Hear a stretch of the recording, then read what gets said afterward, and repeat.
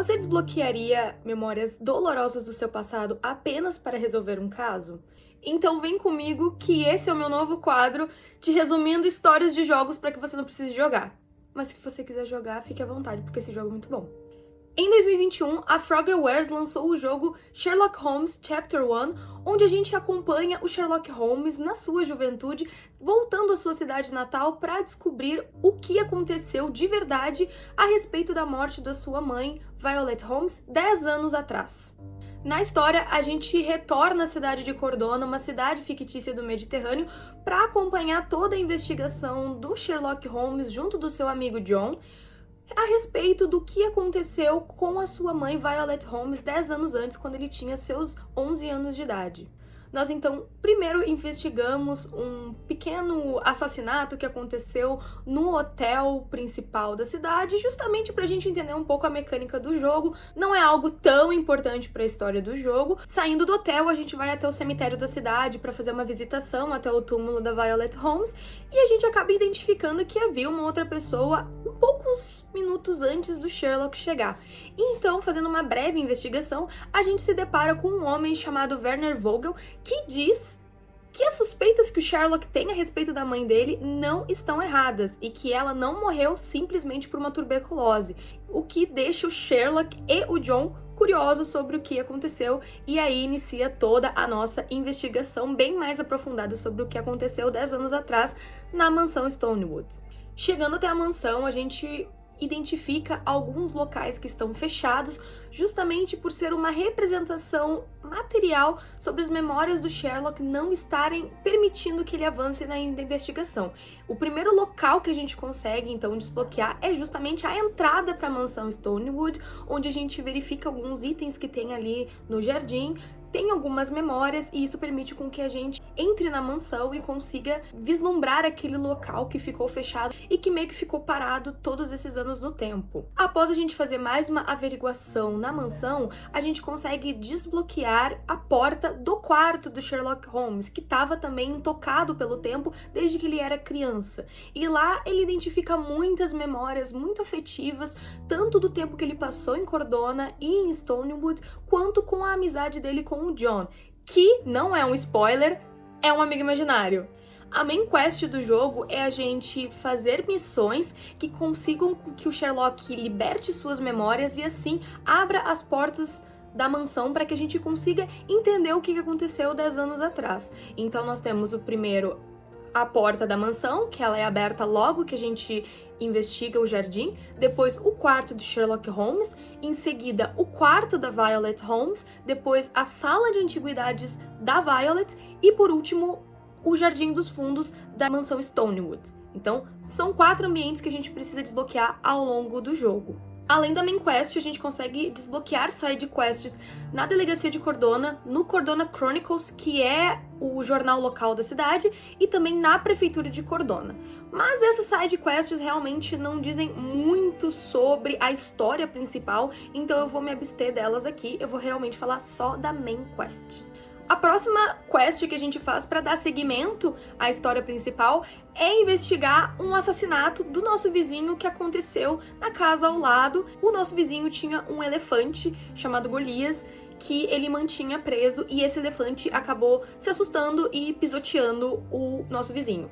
Aqui nessa missão, então, a gente tem o nosso vizinho, que também era um amigo de longa data da Violet, que é o Theodore Gilden, a filha dele, a Imogen. Investigando, então, o quarto da Imogen, o escritório do Theodore Gilden e a cena do crime, a gente chega a 2 suspeitos. O primeiro sendo o namorado da Imogen, que é iatista num clube de iate, e um ex-sócio e historiador do Theodore chamado Arthur Swift.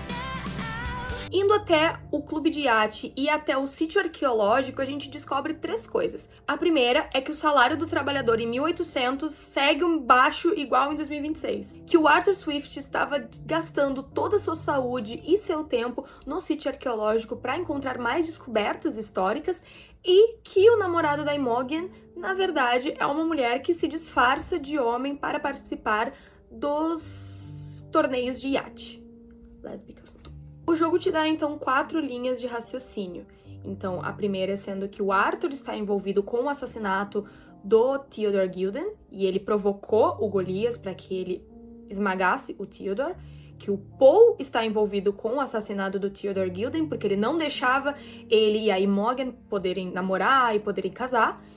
E as outras duas é que a culpa, na verdade, foi do Golias, do elefante, pois ele estava em época de acasalamento, então ele estava agressivo e acabou esmagando o Theodore propositalmente para fugir, ou que foi apenas um acidente, pois justamente por ele estar em época de acasalamento, o animal estava um pouco fora de si e acabou esmagando o dono não intencionalmente. E aí você pode escolher entre essas 4 linhas de raciocínios, mas que, independente delas, elas vão sempre levar para 2 opções. A primeira é você seguir com o que a Imogen quer, que é matar o Golias, porque ele é um monstro, e a outra é poupar o Golias. Aí vem a decisão. Se vocês optam por matar o Golias, porque ele é um perigo para a sociedade, vem uma cutscene muito pesada, onde o animal é enforcado em praça pública. E vem a outra cutscene que, se vocês optam por deixar o Golias vivo, mas só capturar ele e deixar ele sob os cuidados da prefeitura, vocês têm uma cena muito boa onde vocês fazem um balão gigante em formato de elefanta e vocês capturam o Golias e ele fica sob os cuidados da prefeitura, e essa cena é muito engraçada. E aí, ao final da quest, a Imogen fica muito braba ou muito feliz, dependendo da sua escolha. Ela nos entrega uma caixa que tem 2 itens, um broche com as iniciais da Violet e uma carta.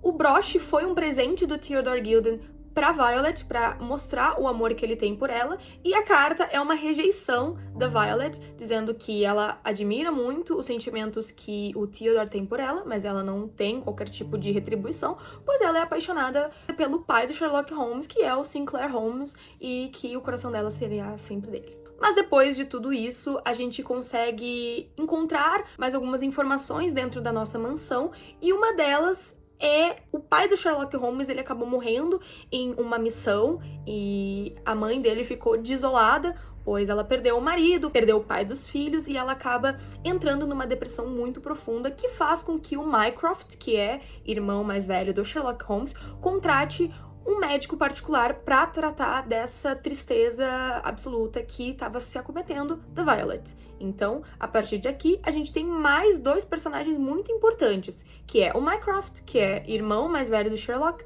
e o Dr.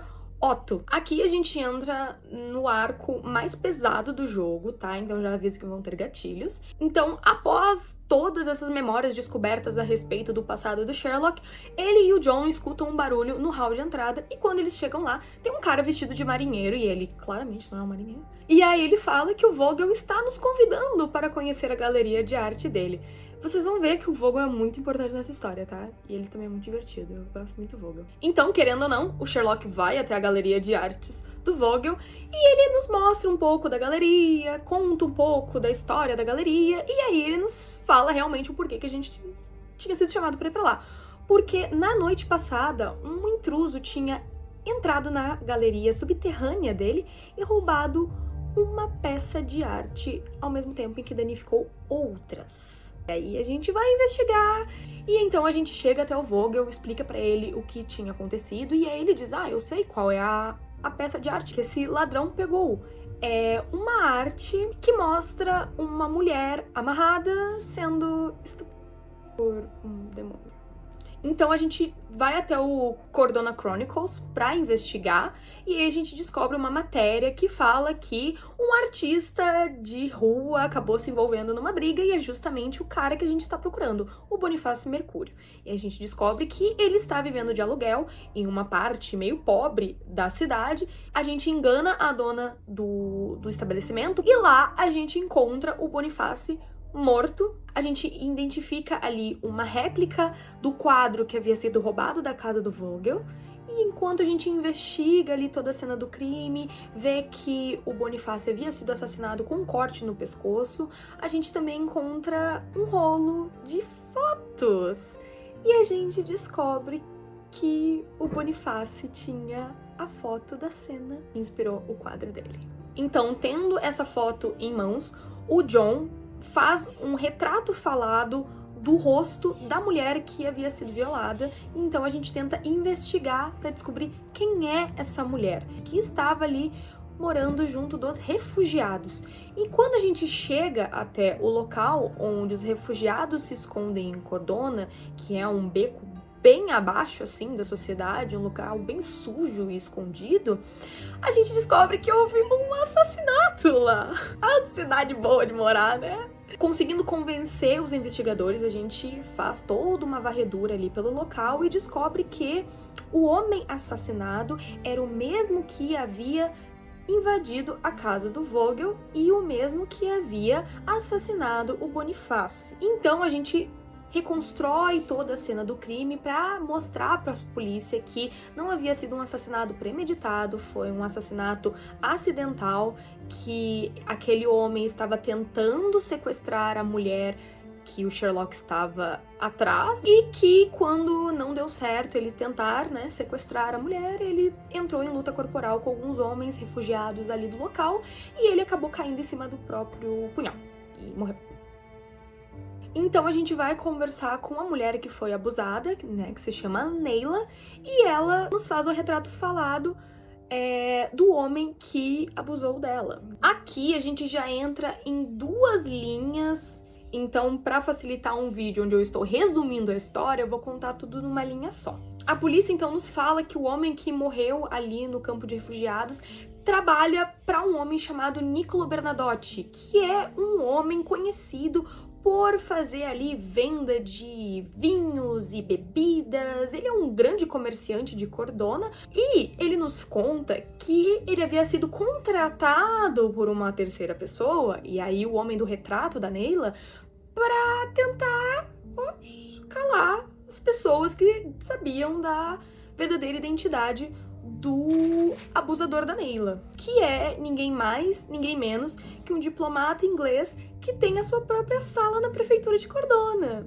Então, com tudo isso, a gente consegue descobrir que esse diplomata inglês participava de festas muito pesadas, ele abusou da Neila, o Boniface tirou uma foto e com essa foto ele criou uma arte, ele fez ali um quadro, o qual ele vendeu uma das obras pro Vogel, e aí o diplomata, que se chama Thomas Norton, assustado que aquele escândalo poderia fazer com a reputação dele, contratou o Niccolo Bernadotte para poder apagar, né, o Boniface e roubar ali as réplicas da obra que ele fez baseado na foto que o Boniface tinha. E aí a gente chega a 3 linhas de raciocínio. A primeira é a gente dar a foto que a gente tem posse pro Bernadotte, e aí ele promete cuidar do campo de refugiados e dar uma vida melhor para as pessoas que estão lá, mas ele não consegue garantir uma boa vida e segurança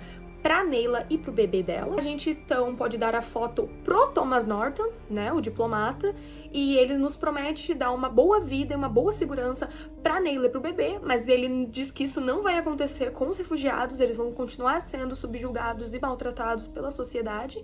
Ou a gente pode dar a foto pro Vogel, e aí o Vogel ia expor o caso todo, colocaria o Niccolo e o Thomas na prisão, mas ao mesmo tempo não garantiria que os refugiados teriam ali uma boa vida, apesar de toda a repercussão que esse caso teria. Então, provavelmente, chocaria a sociedade começaria a olhar para os refugiados com melhores olhos. Eu dei a foto para o Vogel expôs, ambos foram presos, mas a própria prefeitura de Cordona começou a dar empregos um pouquinho melhores para os refugiados e um pouquinho de condição melhor para os refugiados. Após isso, a gente consegue, então, desbloquear o quarto da Violet e também a galeria de artes dela, e a gente tem um pouquinho mais de memórias do que aconteceu no passado. Então, a gente consegue entender que a Violet estava ficando cada vez mais estável mentalmente. O Dr. Otto estava falando pro Mycroft que ela estava se tornando uma pessoa perigosa, mas o Mycroft queria que ele achasse uma solução para poder deixar ela melhor, estável, por conta da segurança do Sherlock, e que se ela piorasse, teria que colocá-la no hospital psiquiátrico, pois ele tinha medo de que a Violet fizesse alguma coisa ruim contra o Sherlock. Nós chegamos à quest O Sacrifício do Cordeiro. Essa quest começa então com a gente recebendo mais uma visita do Vogel, né? Esse homem ama o Sherlock. E aí ele nos convida para ir a uma festa, pois ele queria mostrar ali algo interessante pro Sherlock. O Sherlock fica um pouco desconfiado, mas acaba aceitando, então ele usa os trajes que o Vogel mandou para ele e ele vai até essa festa onde todos estão disfarçados com máscaras e roupas. Então, depois de uma conversa com o Vogel, ele nos diz: olha, tenho algo para te mostrar. Toma aqui essa chave, é de uma sala ao final do corredor. E quando a gente chega nessa sala, a gente encontra um homem sacrificado. A gente descobre então numa conversa com o Vogel que aquele homem se chama Fábio e que ele é um altíssimo convidado do dono da mansão que se chama Kurt Mankius. São muitos nomes, galera, mas vocês vão entender. E que o Kurt, ele gosta, né, de algumas encenações, faz esse tipo de coisa, e que o Fábio, junto da amiga dele, a Matista, fazem sempre essas encenações, que é um sacrifício depois regado a muito sexo. Então, depois disso ter acontecido, né, o Fábio ter sido assassinado, a gente precisa investigar quem é o assassino, pois o assassino ainda está na festa. Enquanto a gente está investigando, a mansão é invadida pela polícia e todos são presos, todos mesmos, inclusive nós. E aí a gente fala pro policial: olha, eu estava lá apenas para fazer uma investigação, me deixa investigar que eu vou te mostrar o que eu tava fazendo. E aí a gente entra nesse acordo com a polícia de que se ele achasse o assassino do Fábio, a gente teria acesso aos itens que foram encontrados na cena da morte da mãe do Sherlock. Então, a gente faz toda uma investigação, pois a gente tem 4 acusados: o Kurt Mankius, a Matista, que estavam junto do Fábio no momento em que seria feita a encenação do ritual, o Santos Princhet, que é primo do Mankius, mas ao mesmo tempo é mordomo e muito maltratado, e o Vogel, porque o Vogel tava lá, né, porque ele tá sempre envolvido com tudo que não presta nessa cidade. Eu adoro o Vogel. Mas a pessoa que realmente matou o Fábio é, obviamente, o Kurt, porque a gente descobre que o Kurt estava apaixonado pelo Fábio, que havia prometido mundos e fundos pro Fábio, só que o Fábio disse que não queria aquilo, que ele não queria mais aquela vida, ele queria mudar, né? E aí acaba que o Kurt ficou se sentindo meio traído, né? Perdeu o twink dele e aí ele ficou tipo, não vou te perder. E aí ele acabou matando o Fábio e fez vários símbolos de religião para tentar acusar a Matista, mas ao mesmo tempo, como o Santos, né, que é o primo dele, tinha acesso a todos os móveis, também ia poder parecer que era ou o Santos para tentar acusar um deles, ou então o Vogel, porque o Vogel tava no meio da cena do crime, né? E aí, depois que a gente então entrega o verdadeiro culpado para a polícia prende o Kurt em definitivo e nos entrega o que a gente tanto precisava para chegar na última quest do jogo, a caixa que eles colocaram todos os itens que foram encontrados na cena do crime da morte da mãe do Sherlock. Quando o policial nos entrega a caixa com os itens da mãe do Sherlock, a gente finalmente consegue desbloquear a porta do Jardim dos Fundos da mansão Stonewood. Então a gente vai até lá e, após dar uma averiguada, encontrar alguns itens, desbloquear mais alguns momentos, a gente chega definitivamente ao final do jogo. Então, depois da gente ter algumas memórias reveladas, a gente entra numa leve cutscene onde a gente, criança, tá caminhando com a mãe do Sherlock, então a gente tá passeando com a cadeira de rodas dela, tendo um diálogo, então a mãe dele começa a ter um surto psicótico, pois ela estava bem mentalmente abalada, e ela tenta matar o Sherlock no lago. E aí a gente tem uma pequena cena do Sherlock ainda levemente consciente, vendo o Dr. Otto tentando ajudar a mãe dele, não conseguindo, então ela acaba morrendo ali na frente do Sherlock, e o Mycroft começa a acusar o Dr. Otto de ser um assassino, de que ele estava envenenando a mãe do Sherlock e deixando ela mentalmente estável. Mas, na verdade, o que aconteceu é que, numa outra cutscene, que acontece um pouco antes, o John encontra um medicamento e dá pro Sherlock. E ele diz, olha, isso aqui é calmante, talvez a sua mãe comece a melhorar se a gente dar calmante pra ela. Mas, na verdade, aquilo ali era uma outra substância que começou a mexer com o psicológico da mãe do Sherlock e meio que a mãe do Sherlock ter ficado cada vez mais instável psicologicamente até chegar a um ponto de tentar matar o próprio filho e acabar morrendo no lago enquanto estava sendo salva pelo Dr. Otto, foi, na verdade, culpa do John. O amigo imaginário do Sherlock acabou matando a mãe dele. Então a gente corta pro Sherlock adulto novamente, confrontando o John, dizendo que a culpa tinha sido dele, que ele não acreditava, que o John tinha coragem de ter feito aquilo, e o John o tempo todo falando que aquilo foi para proteger o Sherlock, que ele não queria ter feito aquilo, mas a decisão final do Sherlock é de que, da mesma forma que o John tirou a mãe dele do Sherlock, o Sherlock deveria acabar com o John.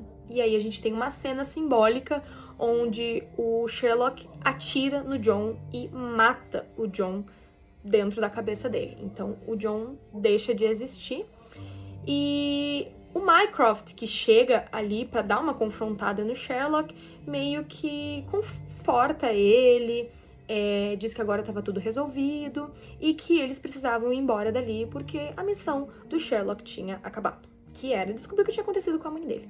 Então a gente tem mais uma cutscene onde mostra o Sherlock depois de alguns meses e anos, onde ele foi para Inglaterra, ele foi para Londres, ele estava trabalhando com investigações, ele estava trabalhando como psicólogo de algumas pessoas, trabalhando também em cooperação com a polícia para poder fazer investigações particulares, até que um dia ele precisava dividir o aluguel com alguém, pois estava pesando um pouco para ele o aluguel em Londres, e aí ele conhece o futuro colega de quarto e futuro colega de investigações dele, que é o John Watson.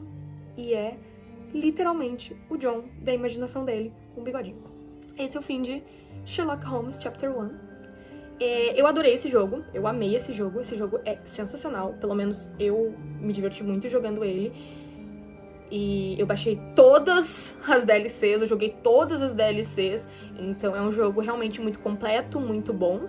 E depois dele, a gente tem o Sherlock Holmes The Awakening, que é a continuação direta do jogo, mas numa pegada mais Lovecraftiana, tem um pouco mais de fantasia, não é algo tão pé no chão assim quanto Sherlock Holmes capítulo 1, que eu tô ainda jogando, então futuramente eu pretendo trazer vídeo nessa série aqui também. Mas se você gostou da história do jogo, se você gostou desse formato de vídeo onde eu conto histórias de jogos pra vocês, me digam, eu pretendo trazer outros jogos que eu terminei em live, então se vocês querem me ver jogando lives, me sigam na roxinha, tá? Ou me sigam aqui, que eu vou trazer o resumo dos jogos que eu finalizo em live pra vocês. Então é isso, gente. Um beijo.